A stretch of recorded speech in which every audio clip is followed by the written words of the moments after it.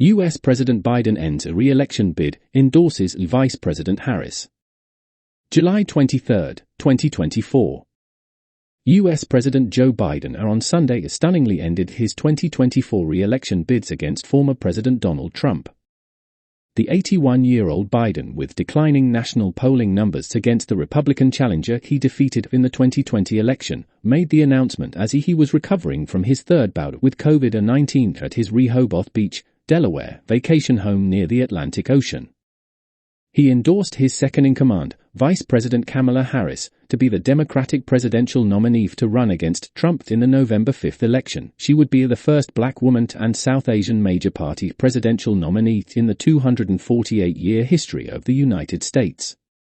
A growing number of Democratic leaders had in recent days called for Biden to step down since his faltering debate performance against Trump in late June.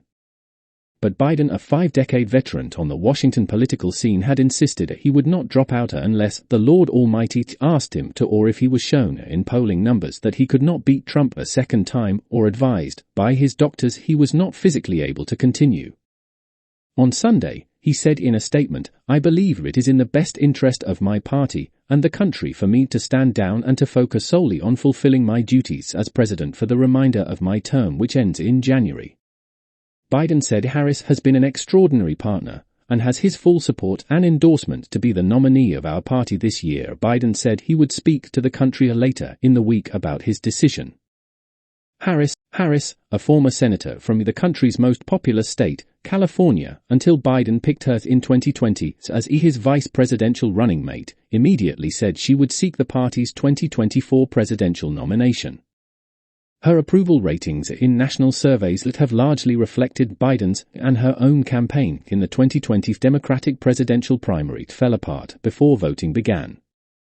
But the few recent presidential surveys have showed the 59-year-old Harris faring slightly better than Biden against Trump. Sometimes, but not always, she polled ahead of the 78-year-old Trump. Harris said in a statement that Biden, by withdrawing from the race against Trump, is doing what he has done throughout his life of service, putting the American peoples and our country above everything else. "I will do everything in my power to unite the Democratic Party and unite our nation to defeat Donald Trump," she said. "We have 107 days until Election Day. Together we will fight and together we will win." Even as Biden ended his campaign, Trump assailed him on social media, saying, "Crooked Joe Biden was not fit to run for president and is certainly not fit to serve and never was."